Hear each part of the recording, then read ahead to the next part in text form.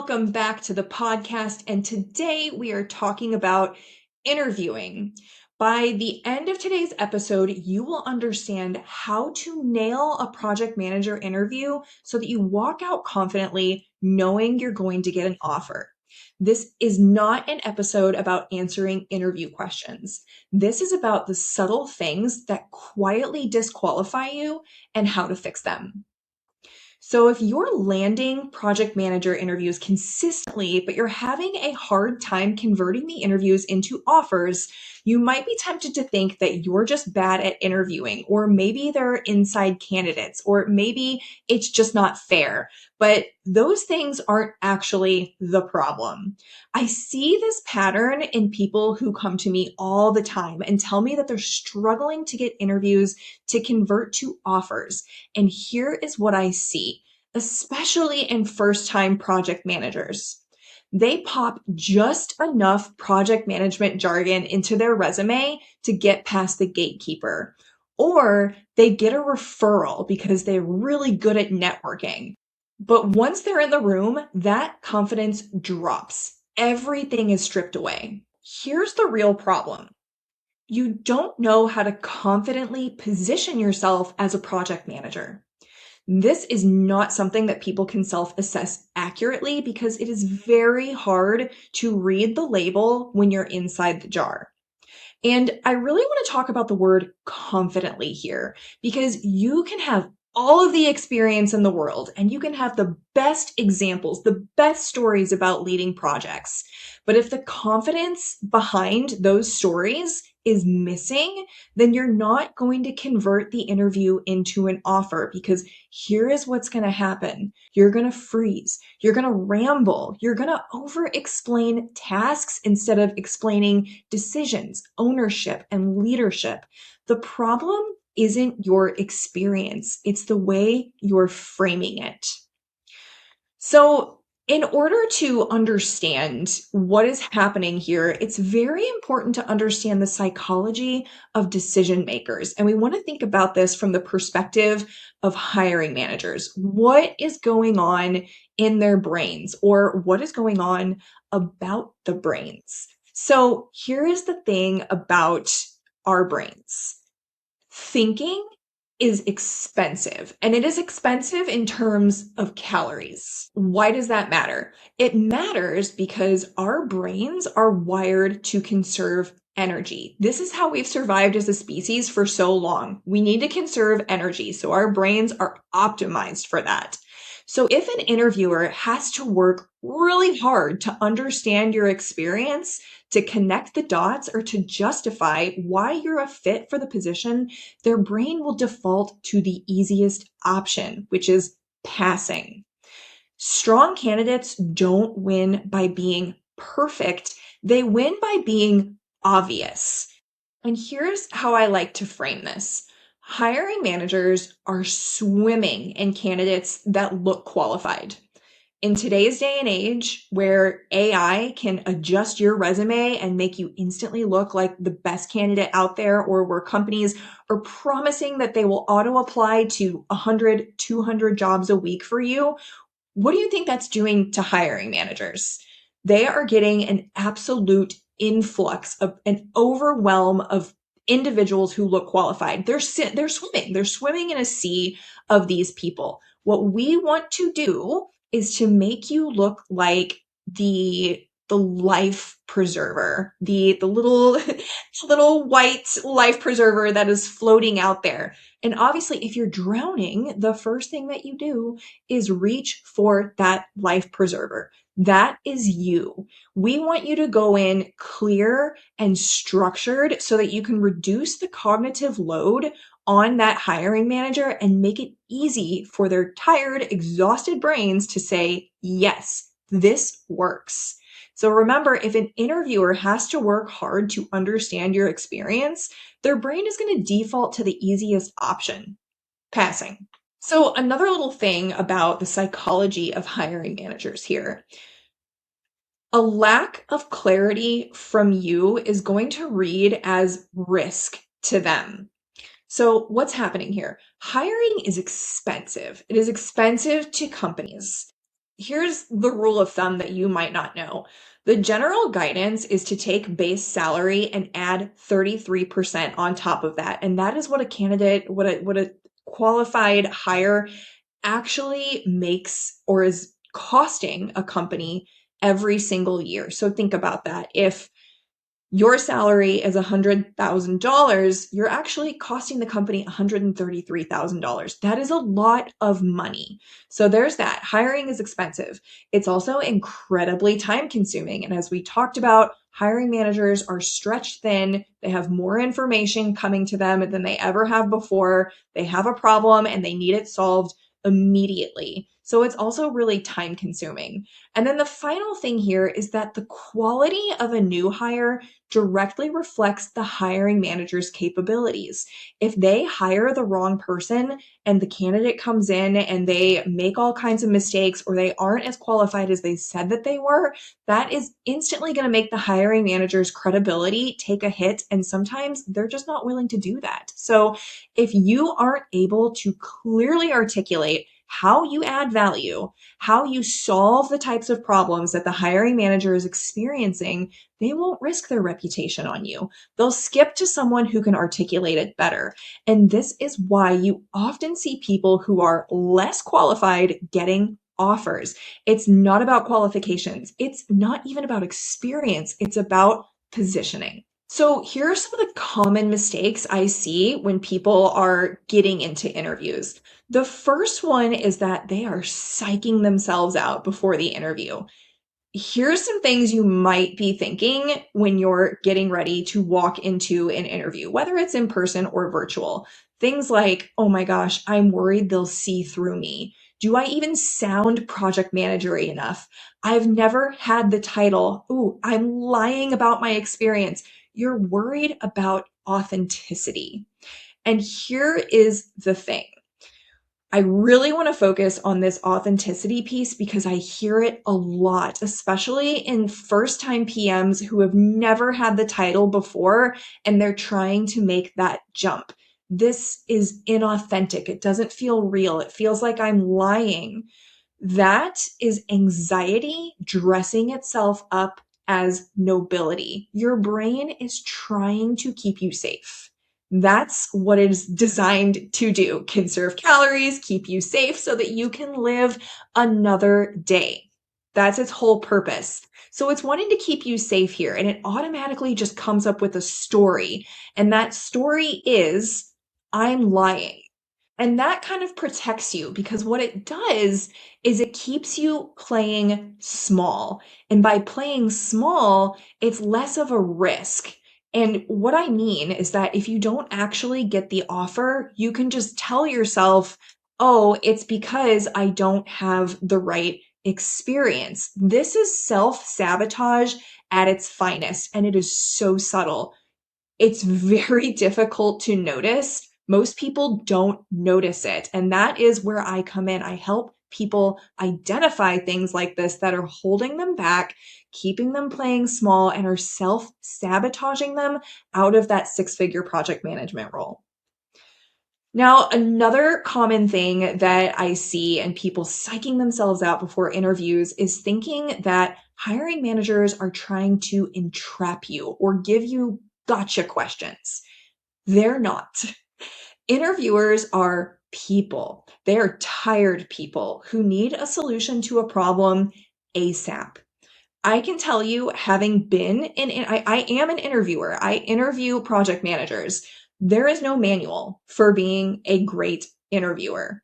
I walked into my first interview as an interviewer and I got zero preparation. None. So most interviewers are walking into that room with the mentality of, how do I get my problem solved as quickly as possible? So because of that, you need to make it obvious that you are the solution to that problem and that you can solve it quickly. So here is what to do. This might sound obvious, but it needs to be said. You need to go into your interviews prepared. Preparation is imposter syndrome kryptonite. And I don't mean just preparing your stories. Hiring managers are looking for someone who understands their business and their situation well enough to engage in a meaningful conversation. And if you go in prepared, that is the number one thing that you can do to make yourself more confident. You're not going to freeze. You're not going to ramble. You are going to speak from a place of authority. So here's another common mistake I see in people who are getting ready to walk into a project management interview, especially first-time project managers. You think that being a project manager is about owning timelines and managing stakeholders. That is not the entire story, and it is massively not about that, even though a lot of job descriptions might say that. But you think it's about these things, so you drop project management jargon like it's candy at the Macy's Thanksgiving Day parade. Project management, when you strip away all of these words, all of the jargon that gets thrown at you, what it's really about is decision making, leadership, the ability to weigh trade offs, the ability to communicate, and staying calm under pressure. So, guess what? If you go into an interview and you ramble and you aren't able to help them easily understand why you're the right fit, you immediately prove that you cannot communicate and that you cannot stay calm under pressure. So here is what I advise my clients to do. Shift the way you speak about things from a doer mentality to a leader mentality. Most people think they're doing this effectively. They are not. It is really hard for people who still haven't convinced themselves that they've been doing real project management work to do this. And that is something that I help my clients do strategically. And here's the final mistake I see in people who are walking into a project management interview. They think it's a one-way interrogation. So I want you to think about this. All right. I know everybody's going to roll their eyes when I say this.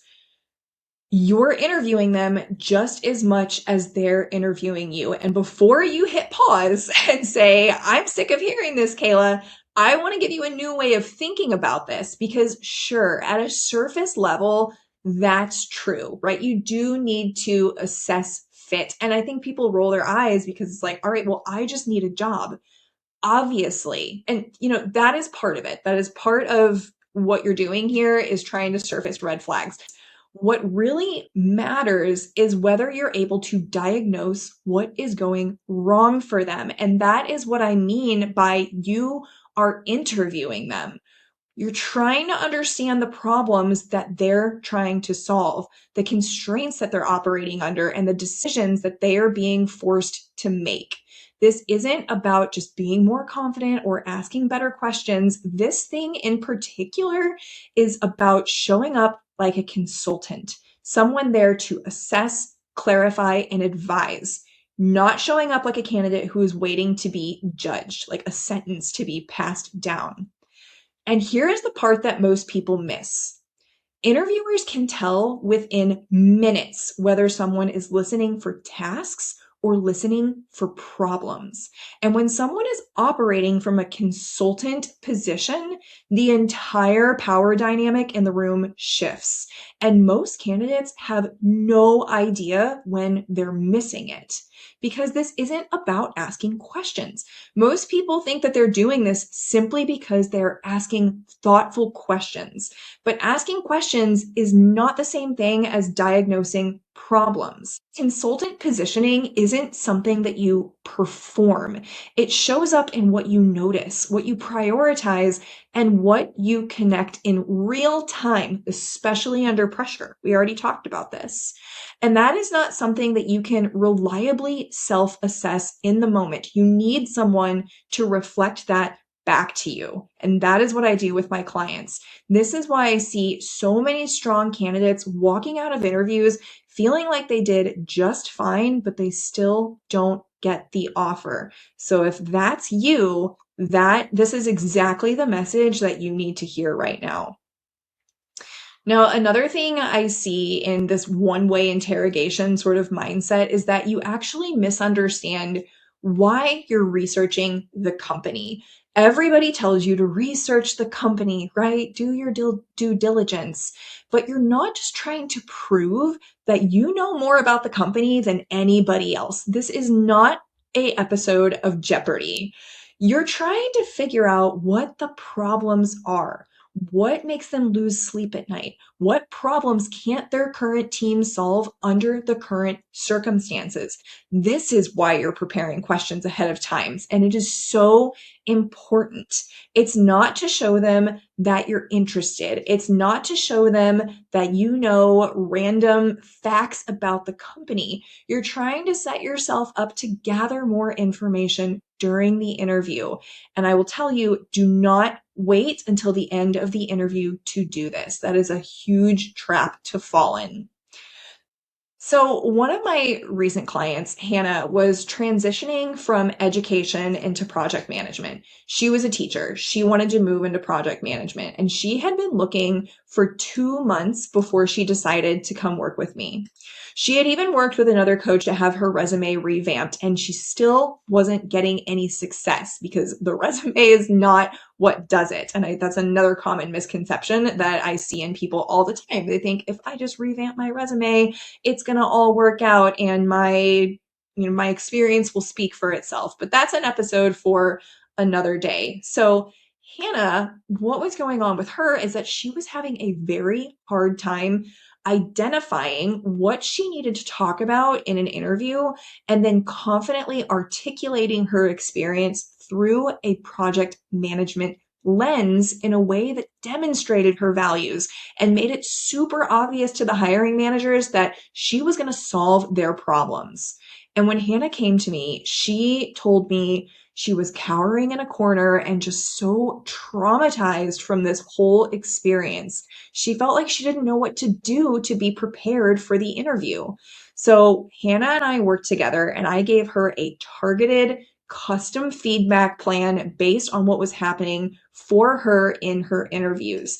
And the very first interview that she had after starting to work with me ended up converting into an offer. Here's what Hannah had to say. I mean, you turned me from like I'm, cowering in a corner and just traumatized from this whole experience to like being, knowing what to do to be prepared and having like a focus. And then you gave me all that feedback that you gave me, like as I was preparing, like the DMs and the edits and everything, the structure. When it came down to the interview, I was ready. I got support when I needed it, preparing for this interview. And then the interview went amazingly. I got this framework, which helped me not only with the interview, but also with just kind of helping me understand my experiences within the project management framework a little more smoothly. So I hope you got value from today's episode. Comment below, what is your biggest challenge in interviewing so that I know specifically what to address in future episodes. And if you found this episode particularly insightful, please like and subscribe.